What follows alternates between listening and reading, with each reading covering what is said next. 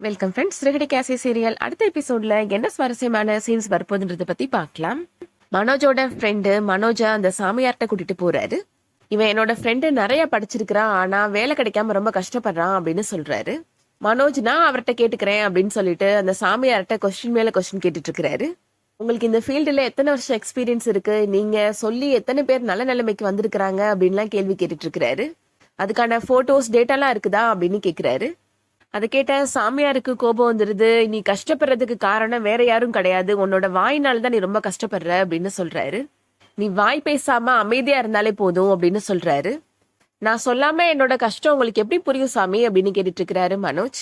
அதெல்லாம் அந்த கடவுள் என்கிட்ட சொல்லிடுவாரு அப்படின்னு சொல்றாரு சாமியார். உனக்கு வெளிநாட்டு வேலை கிடைச்சிருக்கு, அதுக்கு போறதுக்கு பணம் இல்லாம தானே கஷ்டப்படுற அப்படின்னு கேக்குறாரு. உனக்கு பணம் கிடைக்கணும் அப்படின்னா நான் சொல்ற கோயில்ல சாயங்காலம் 6 மணி வரைக்கும் நீ போய் பிச்சை எடுக்கணும் அப்படின்னு சொல்றாரு. என்ன சாமி, நான் பிச்சை எடுக்கிற நிலைமைக்கு வரக்கூடாதுன்னு தான் நான் உங்களை தேடி வந்தேன் அப்படின்னு சொல்றாரு மனோஜ். இந்த டோல்கேட்டுக்கெல்லாம் போறப்ப பணம் கட்டினா தானே நம்மளால நீண்ட தூரம் போக முடியும், அந்த மாதிரி தான் உனக்கு பணம் வேணும்னா நீ கண்டிப்பா பிச்சை எடுக்க தான் செய்யணும், ஒரு நாள் மட்டும் பரிகாரம் மாதிரி இதை நீ பண்ணணும் அப்படின்னு சொல்றாரு சாமியார். சாயங்காலம் 6 மணி வரைக்கும் பச்சை தண்ணி கூட வாயில படாம நீ பிச்சை எடுக்கணும் அப்படின்னு சொல்லிடுறாரு. மனோஜோட ஃப்ரெண்டுமே உனக்கு பணம் வேணும்னா இதை நீ செஞ்சுதான் ஆகணும் ப்ரோ அப்படின்னு சொல்லிடுறாரு. சாமியார் சொன்ன கோவிலுக்கு இப்போ மனோஜோ கூட்டிட்டு வராரு மனோஜோட ஃப்ரெண்டு. இந்த மாதிரி நீட்டா அயன் பண்ணி ட்ரெஸ் போட்டாலாம் யாரும் பிச்சை போட மாட்டாங்க, இதுக்குன்னு தனியா நான் காஸ்டியூம் வச்சிருக்கிறேன் அப்படின்னு சொல்லிட்டு மனோஜுக்கு காஸ்டியூமை சேஞ்ச் பண்ணி விட்டுறாரு. இன்னும் ஏதோ குறையுதே அப்படின்னு சொல்லிட்டு மனோஜோட முகத்துல கரிய பூசி விட்டுட்டு இருக்கிறாரு. உங்க தலையில மண் எடுத்து போட்டுக்கோங்க ப்ரோ அப்படின்னு சொல்றாரு. அதுக்கப்புறமா தட்டி விடுங்க அப்படின்னு சொல்றாரு. இப்பதான் பக்காவா இருக்கிறீங்க, இப்ப நீங்க போய் உட்காந்து பிச்சை எடுக்க ஆரம்பிச்சீங்கன்னா நல்ல கலெக்ஷன் கிடைக்கும் அப்படின்னு சொல்றாரு. 1 மாசம் இந்த கோயில்ல பிச்சை எடுத்தீங்கனாலே உங்களுக்கு தேவையான 14 லட்சம் ரூபாய் கூட கிடைச்சிடும் போலயே அப்படின்னு சொல்லிட்டு இருக்கிறாரு. மனோஜ் போட்டிருந்த பேண்ட் ஷர்ட் எல்லாம் ஒரு கவர்ல போட்டு இதை நான் கொண்டு போயிடுறேன், அப்புறம் திடீர்னு மனசு மாறி நீ பிச்சை எடுக்காம போயிருவ அப்படின்னு சொல்லிட்டு அதை கொண்டுட்டு போயிடுறாரு. இதுக்கிடையில மனோஜ் இப்போ அந்த கோவில் வாசல்ல போய் பிச்சை எடுக்கிறதுக்காக உட்காடுறாரு. அங்க இருக்கிற பிச்சைக்காரங்க எல்லாம் உட்கார விடாம சண்டை போட்டுட்டு இருக்கிறாங்க.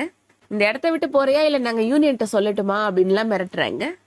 நீங்க நினைக்கிற மாதிரி எல்லாம் கிடையாது, ஒரு நாள் மட்டும்தான் நான் இங்க பிச்சை எடுக்க போறேன், இது ஒரு பரிகாரத்துக்காக தான் நான் பண்றேன் அப்படின்னு மனோஜ் சொல்லிட்டு இருக்கிறாரு. அவர் கூட உட்காந்துருக்க இன்னொரு பிச்சைக்காரர் நல்லா சத்தமா அம்மா தாயன்லாம் சத்தமா பிச்சை கேளு, அப்பதான் பிச்சை போடுவாங்க அப்படின்னு சொல்லிட்டு இருக்கிறாரு. மனோஜுமே வேற வழி இல்லாம அவர் சொன்ன மாதிரி செஞ்சிட்டு இருக்கிறாரு. இதுக்கிடையில பக்கத்துல ஏதாவது ஹோட்டல் இருக்குதா, எனக்கு ரொம்ப பசிக்குது அப்படின்னு கேட்டுட்டு இருக்கிறாரு. பக்கத்துல உட்கார்ந்து இருந்த பிச்சைக்காரர் நான் ஹோட்டல்ல ஆர்டர் பண்றேன் அப்படின்னு சொல்லிட்டு ஆர்டர் பண்ணி சாப்பாடு வாங்கி கொடுக்குறாரு. மனோஜோட ஃப்ரெண்ட் இப்போ கரெக்டா மனோஜுக்கு கால் பண்றாரு. என்ன ப்ரோ பண்ணிட்டு இருக்கிற அப்படின்னு கேக்குறாரு. எனக்கு ரொம்ப பசி வந்துருச்சு, அதனாலதான் பக்கத்துல இருக்கிறவர் சாப்பாடு வாங்கி கொடுத்தாரு அப்படின்னு சொல்லிட்டு இருக்கிறாரு மனோஜ். அதை கேட்ட மனோஜோட ஃப்ரெண்டு சொல்லிட்டு இருக்கிறாரு, சாமியார் சொன்னது உனக்கு ஞாபகத்துல இல்லையா, பச்சை தண்ணி கூட வாயில படாம நீ பிச்சை எடுக்கணும், அப்பதான் பரிகாரம் ஒர்க் அவுட் ஆகும் அப்படின்னு சொல்றாரு. மனோஜுமே வேற வழி இல்லாம வாங்கின சாப்பாடை சாப்பிடாமலே மறுபடியும் பிச்சை எடுக்கிறதுக்காக போயிடுறாரு. இதுக்கிடையில அவர் எதிர்பார்க்காத விதமா மீனாவுமே அந்த கோவிலுக்கு வராங்க. மீனா பாத்திரக்கூடாது அப்படின்றதுக்காக துண்டெல்லாம் போட்டு முகத்தை மறைச்சுக்கிறாரு மனோஜ். ஃபர்ஸ்ட் மீனா கவனிக்காம நேரா போயிடுறாங்க. அப்பாடா அவ போயிட்டா அப்படின்னு நிம்மதியா இருக்கிறாரு மனோஜ். ஆனா போன மீனா மறுபடியும் வந்து மனோஜை உத்து உத்து பாத்துட்டு இருக்கிறாங்க.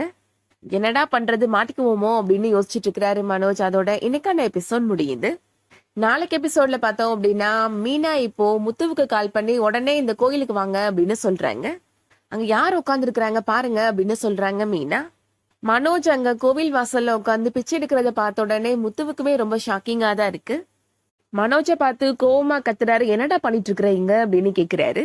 நான் கோடீஸ்வரன் ஆகணும், என்னை தடுக்காத, இந்த ஒரு நாள்ல பிச்சை எடுத்தாதான் கோடீஸ்வரன் ஆக முடியும்னு சாமியார் சொல்லியிருக்கிறாரு அப்படின்னு சொல்றாரு மனோஜ். ஒழுங்கா என் கூட கிளம்பி வீட்டுக்கு வந்துரு அப்படின்னு கூட்டிட்டு போறாரு முத்து. மனோஜ் வீட்டுக்குள்ள வராம வாசல்ல நின்னுட்டு இருக்கிறாரு.